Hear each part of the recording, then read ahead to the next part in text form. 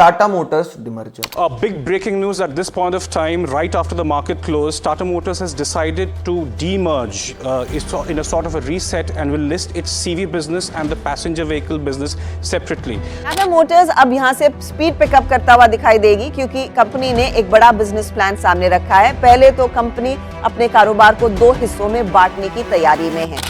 Tata Motors. अच्छा, अब Tata Motors में मैं एक इंटरेस्टिंग चीज़ कहूँगा आशीष, और अगर आपको वो स्वर्गीय राकेश झुनझुनवाला जी की वो बात याद है, टाटा ग्रुप हमेशा जाना जाता था अपने फिलैंथ्रोपिक रीजंस के लिए, सोसाइटी के लिए टाटा ग्रुप ने बहुत कुछ किया है। और इंडिया का साइज बिजनेस के हिसाब से टाटा मोटर्स हमारा टेस्ला है। इलेक्ट्रिक व्हीकल के मामले में जो लीडरशिप लेकर सबसे आगे बढ़ रहा है। जहां कंपनी के चेयरमैन एन चंद्रशेखर ने खुद कहा कि ये कंपनी डिमर्ज होने के बाद से अच्छा परफॉर्म कर पाएगी और इसका कस्टमर एक्सपीरियंस भी बेटर होता जाएगा। और इसके अलावा इस कंपनी के ऊपर टोटल कितना डेब्ट है और क्या इस कंपनी में इन्वेस्ट करना आपके लिए प्रॉफिटेबल होगा या फिर नहीं, और ये डिमर्जर होने की वजह से कंपनी का क्या परफॉर्मेंस रहेगा और कंपनी अलग होने के बाद कैसा परफॉर्म करेगी, और ये टाटा मोटर्स का डिमर्जर होने का मेन क्या रीज़न है। अब यही सब चीज़ें आपको इस वीडियो में जानने को मिलेगी और at the end of the video आपको ये पता चलेगा कि टाटा मोटर्स क्यों डिमर्ज हो रहा है, और आपको ये आइडिया मिल जाएगा कि डिमर्ज होने के बाद से आपको इसमें इन्वेस्टमेंट करना चाहिए या फिर नहीं। और मैंने खुद टाटा मोटर्स में कितने इन्वेस्ट करके रखे हैं और मेरा अभी तक इसमें इन्वेस्ट करने के बाद कितना प्रॉफिट हो चुका है ये भी आपको पता चलेगा। इसलिए इस वीडियो को एंड तक देखना ताकि आपको पूरी नॉलेज मिल सके। तो वीडियो को स्टार्ट करते हैं। इससे पहले अगर आप इन्वेस्टमेंट से रिलेटेड, स्टॉक मार्केट से रिलेटेड या फिर फाइनेंशियल एजुकेशन से रिलेटेड कंटेंट देखना पसंद करते हो तो मेक श्योर कि आप इस चैनल को सब्सक्राइब करके जाओ। तो आज की वीडियो में हम ये डिस्कस करने वाले हैं कि टाटा मोटर्स डिमर्ज क्यों हो रहा है और ये डिमर्जर आपको इस साल कब तक देखने को मिल सकता है। तो बेसिकली टाटा मोटर्स एक ऑटोमोबाइल कंपनी है जो कॉमर्शियल व्हीकल्स और पैसेंजर व्हीकल्स बनाती है। जहां एक तरफ ये कॉमर्शियल व्हीकल्स जैसे कि ट्रक्स, बसेस ये सब बनाती हैं, वहीं दूसरी तरफ ये passenger vehicles, electric vehicles, Jaguar, land rover ये सब जैसी गाड़ियां बनाती हैं। और अगर हम टाटा मोटर्स के इलेक्ट्रिक व्हीकल्स की ग्रोथ देखें तो वो काफ़ी अच्छी है और टाटा हर साल ये ग्रोथ बढ़ाती हुई दिख रही है। और वहीं अगर हम टाटा मोटर्स के कॉमर्शियल मार्केट देखें तो टाटा मोटर्स ने इंडिया में कॉमर्शियली 48% का मार्केट शेयर कैप्चर करके रखा है। ये नंबर आगे बढ़ने के बहुत ज़्यादा चांसेस भी हैं। और तो और इंडिया में कॉमर्शियल व्हीकल्स की भी सेल्स काफ़ी तेज़ी से बढ़ती जा रही है। और अगर हम कॉमर्शियल व्हीकल्स की बात करें तो इंडिया में कॉमर्शियल व्हीकल्स का मार्केट पूरा टाटा कैप्चर करके रखा है। टाटा ने इंडिया का कॉमर्शियल व्हीकल्स का 48% मार्केट खुद कैप्चर करके रखा है और टाटा मोटर्स कॉमर्शियल व्हीकल्स में खूब ज़्यादा प्रॉफिट कमाती है। अब क्वेश्चन ये आता है कि इतना ज़्यादा प्रॉफिट कमाने के बाद भी कंपनी आज डिमर्ज क्यों हो रही है। अब यहाँ पे कहानी पूरी स्टार्ट होती है जैगुआर और लैंड रोवर से, जिसको JLR भी कहा जाता है। अब एक तरफ जहां कॉमर्शियल व्हीकल्स टाटा मोटर्स को काफी अच्छा प्रॉफिट दे रही थी, वहीं दूसरी तरफ JLR टाटा मोटर्स के लिए काफी बड़ी प्रॉब्लम बनती जा रही थी। और सिर्फ JLR की वजह से आज टाटा मोटर्स आपको इतने ज्यादा डेप्ट में देखने को मिल रहा है। अब टाटा मोटर्स जो JLR व्हीकल्स बना रही थी वो व्हीकल्स शुरू में काफी ज्यादा लॉस में जा रही थी। अब टाटा मोटर्स क्या करती थी कि वो जो कॉमर्शियल व्हीकल्स से उनका प्रॉफिट आता था वही प्रॉफिट को वो JLR में इन्वेस्ट करते थे और अपने डेप्ट को कम करते थे, जिसकी वजह से उनका ओवरऑल लॉस ही कहलाता था। मतलब ये अपने कॉमर्शियल व्हीकल्स के जितनी भी प्रॉफिट आता था उन सभी प्रॉफिट्स को इन सब सेक्टर्स में लगाकर इन सब बिजनेस को स्केल करने की कोशिश करते थे, और जो JLR की वजह से इनके ऊपर डेप्ट आया वो सब डेप्ट को चुकाने की कोशिश करते थे। अब ये चीज़ काफ़ी सालों से चलती आ रही थी, लेकिन इस चीज़ का कोई प्रॉपर सॉल्यूशन नहीं निकल रहा था और जैगुआर और लैंड रोवर की वजह से टाटा मोटर्स के ऊपर और ज़्यादा डेप्ट बढ़ता जा रहा था।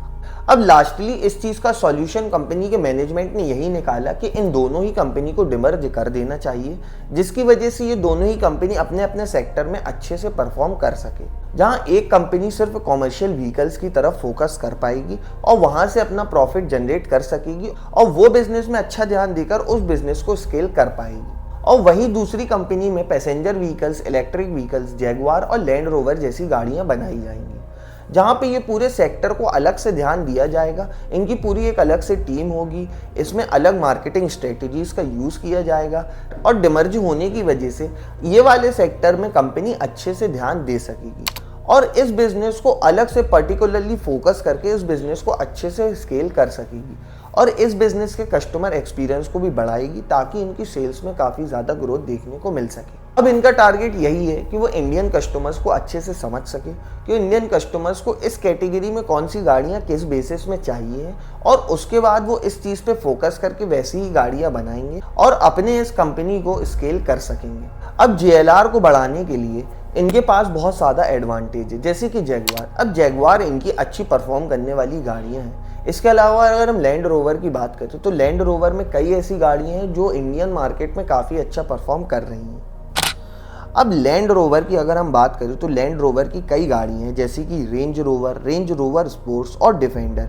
ये सब व्हीकल्स मार्केट में काफ़ी अच्छा परफॉर्म कर रही हैं और इसकी डिमांड भी मार्केट में बहुत ज़्यादा है। अब टाटा मोटर्स डिमर्ज होने के बाद जहां एक तरफ JLR गाड़ियां बनाई जाएंगी, वहीं दूसरी तरफ टाटा मोटर्स में EV इलेक्ट्रिक व्हीकल्स भी बनाई जाएंगी। अब EV का फ्यूचर आप सभी को पता है कि इलेक्ट्रिक गाड़ियों का फ्यूचर इंडिया में क्या होने वाला है और इस चीज़ में टाटा का बहुत ज़्यादा एडवांटेज है, क्योंकि टाटा ने अर्ली इलेक्ट्रिक व्हीकल्स को पुश किया है, इसलिए इनको इस चीज़ का एडवांटेज मिल सकता है। अब टाटा की ऐसी बहुत सी इलेक्ट्रिक व्हीकल्स हैं जो 2025 तक टाटा लॉन्च करने का सोची है।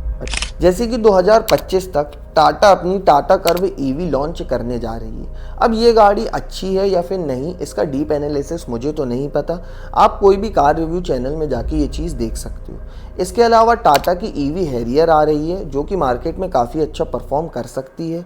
इसके अलावा टाटा की सीरिया EV आ रही है, 2025 तक ये गाड़ी भी आ जाएगी। अब ये सब गाड़ियाँ 2025 के एंड तक आ सकती हैं जो मार्केट में अच्छा परफॉर्म कर सकती हैं, और अगर ये सब गाड़ियों ने मार्केट में अच्छा परफॉर्म किया तो टाटा की जो दूसरी कंपनी है जहाँ पे पैसेंजर व्हीकल्स, इलेक्ट्रिक व्हीकल्स और JLR व्हीकल्स बनाई जाती हैं, ये सब कंपनी में उनको अच्छा खासा प्रॉफिट देखने को मिल सकता है।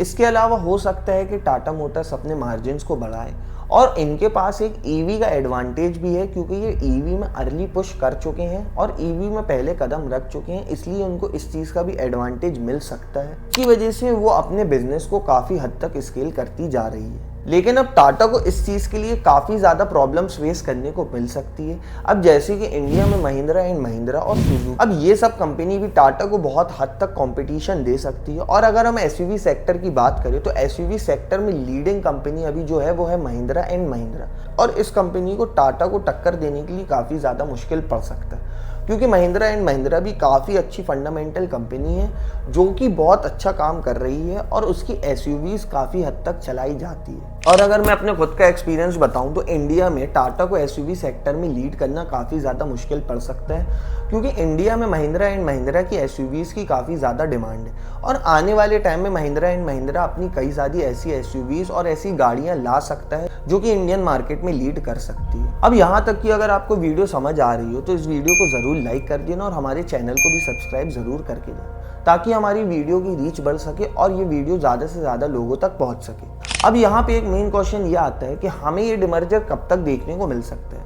मतलब ये डिमर्जर कितने टाइम तक हो सकता है जिसकी वजह से इसमें हमें पंप या फिर ड्रॉप देखने को मिले। तो अब टाटा के मैनेजमेंट ने अभी तक इसकी कोई डेट तो नहीं दी है, लेकिन इसके बहुत चांसेस है कि टाटा का डिमर्जर आपको अगले 12 से 15 महीनों में मिल जाए, या फिर हो सकता है कि आपको 2024 के एंड में टाटा मोटर्स का डिमर्जर देखने को मिल सके। अब अगर हम टाटा मोटर्स के डेप्ट की बात करें तो टाटा के ऊपर 2022 में टोटल 48,700 करोड़ का लॉस था, और अगर हम इसके 2023 जून के लॉस की तरफ देखें तो इनका लॉस कम होकर 43,700 करोड़ पे बचा। और वहीं हम 2023 के अगस्त की बात करें तो इनका लॉस और कम होकर 41,700 करोड़ बचा। अब ये चीज़ इनका कंसिस्टेंटली लॉस को कम करती जा रही है, और ये सब स्ट्रेटजीज की वजह से हो सकता है कि अपने डेप्ट को भी एक टाइम आने पर चुका पाए, और यही लॉस को ख़त्म करने के लिए और अपनी टाटा कंपनी को और बेटर पोजीशन में लाने के लिए टाटा कंपनी ने डिमर्जर करने का फैसला लिया है, और इसी वजह से ये डिमर्ज होने जा रही है।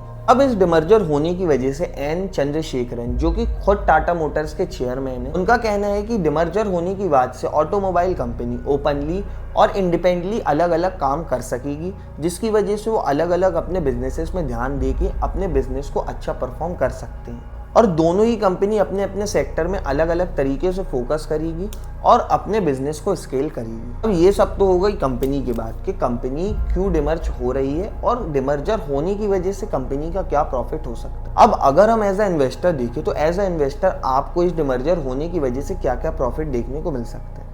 अब सबसे पहले तो यही कि इस डिमर्जर होने के बाद से आप टाटा की दोनों अलग अलग कंपनीज में इन्वेस्ट कर सकते हो। अगर आप कॉमर्शियल सेक्टर की कंपनी में इन्वेस्ट करना चाहते हो और कॉमर्शियल व्हीकल्स के सेक्टर्स को एनालाइज करके उसमें पर्टिकुलरली इन्वेस्ट करना चाहते हो तो आप टाटा की उस कंपनी में इन्वेस्ट कर सकते हो।